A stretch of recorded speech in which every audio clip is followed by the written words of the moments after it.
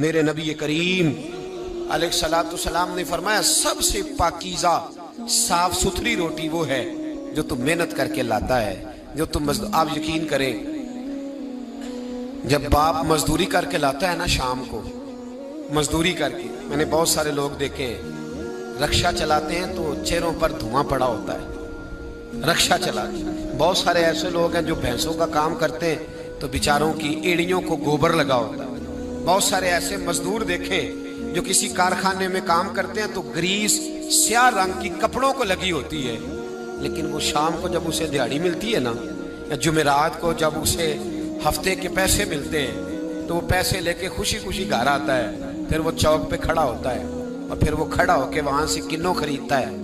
آم خریدتا ہے، آڑو خریدتا ہے، پھل خریدتا ہے، اور جب وہ لا کے گھر میں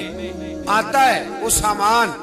اور اس کا چھوٹا بچہ دسترخوان بچھاتا ہے اور دسترخوان پہ وہ دھو کے ہاتھ بیٹھتا ہے، اور بیوی جو انتظار کر رہی تھی وہ 10 دفعہ، یہ میں نے یہ دیہات میں ماحول دیکھا ہے، ایک دفعہ بسم اللہ نہیں پڑھتی، وہ 10 دفعہ بسم اللہ، وہ چھری دھوتی ہے بسم اللہ الرحمن الرحیم، وہ 10 دفعہ بسم اللہ پڑھتی ہے، پھر وہ جب سجایا جاتا ہے اور بیٹے اور بیٹیاں ان کو اٹھا کے منہ میں رکھتے ہیں،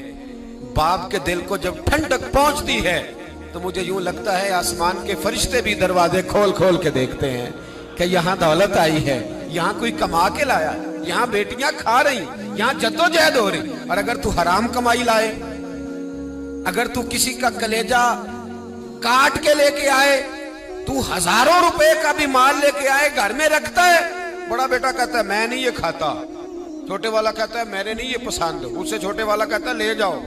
یہ تو پرانا ہو گیا ہے۔ وہ جو محنت سے تھوڑا سا آیا کرتا تھا، تھوڑا سا، اس میں جو برکت ہوتی تھی، اس کے اندر جو کیف ہوتا تھا، جو جدوجہد کا پیسہ تھا، میں یہ حدیث پڑھتا ہوں تو جھوم جاتا ہوں۔ کچھ لوگوں نے اور صحابی کا نام لکھا ہے، کچھ نے لکھا حضرت جابر ابن عبداللہ تھے، پھاوڑا چلاتے تھے، پھاوڑا پنجابی میں نہ کہہ دوں کئی باندھے ہوتے سا، ہم لوگ سمجھتے ہیں نا یہ مزدور ایسے ہی ہے، نکمہ ہی ہوتا ہے، مزدور کو کون پوچھتا ہے؟ پھاوڑا چلاتے تھے، کدال سے محنت کرتے تھے، نبی پاک سے ملنے آئے۔ اللہ کرے آج بھی پیرانے عظام غریبوں سے پیار کرنے لگ جائیں، اللہ کرے مشائخ علماء تھوڑا سا انہیں بھی ٹائم دینے لگ جائیں۔ کہتے ہیں میں حضور سے ملنے آیا، آگے بڑھا، اور چونکہ میرے کپڑے بھی ذرا میلے تھے اور چونکہ میں مزدوری کر کے آیا تھا تو پسینہ بھی تھا، تو میری خواہش تھی کہ ذرا سارے مل لیں، میں ذرا بعد میں آگے ہوتا ہوں۔ کہتے ہیں میں اینڈ پہ گیا، صاحب یوسف الغابہ نے لکھا ہے، کہتے ہیں آگے بڑھ کے میں نے حضور سے سلام لی، باقیوں کو تو سلام ہوا تھا، میرے نصیب دیکھو جب حضور کے ہاتھوں میں میرا ہاتھ گیا تو مصطفیٰ نے ہاتھ ہی تھام لیا۔ اور یار سنو تو صحیح، جس کا ہاتھ نبی پاک تھام لے، جس کا ہاتھ نبی پاک تھام لے۔ اعلیٰ حضرت فاضل بریلوی کے چھوٹے صاحبزادے مفتی اعظم ہند مولانا مصطفیٰ رضا بیمار تھے، ان کے پیر خانے کے ایک سیدزادے تیمارداری کرنے آئے تو گھر والوں نے کہا شاہ جی حضرت کھانا نہیں کھا رہے 2-3 دن سے، آپ سید ہیں، آپ کہیں گے تو کھا لیں گے۔ کہا شوربے میں روٹی بھگو کے لاؤ، کہتے ہیں روٹی بھگو کے لائی۔ 91 سال کے مفتی اعظم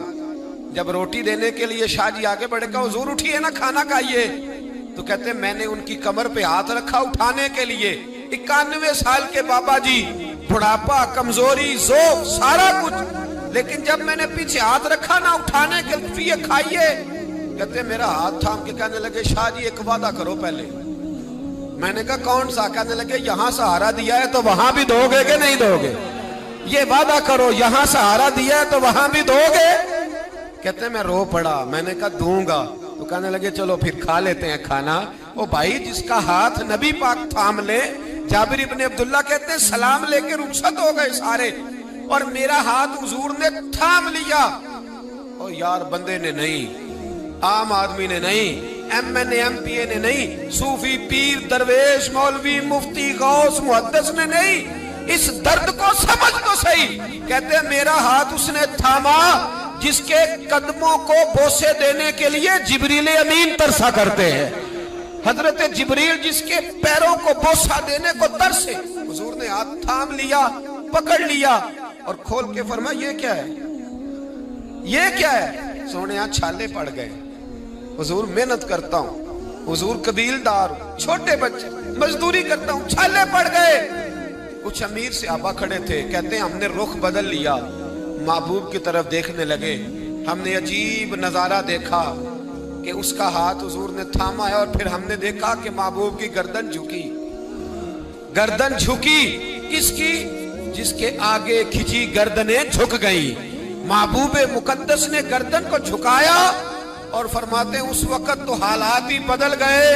जब महबूब ने मजदूर के छालों वाले हाथों को चूमना शुरू कर दिया। फरमाते महबूब चूम रहे थे और बड़े बड़े अमीर खड़े रो रहे थे, काश आज गरीब होते, आज गरीबी को इज्जत मिल गई, आज गरीबी को शान मिल गई, गरीबी को मर्तबा मिला, गरीबी को दर्जे मिले।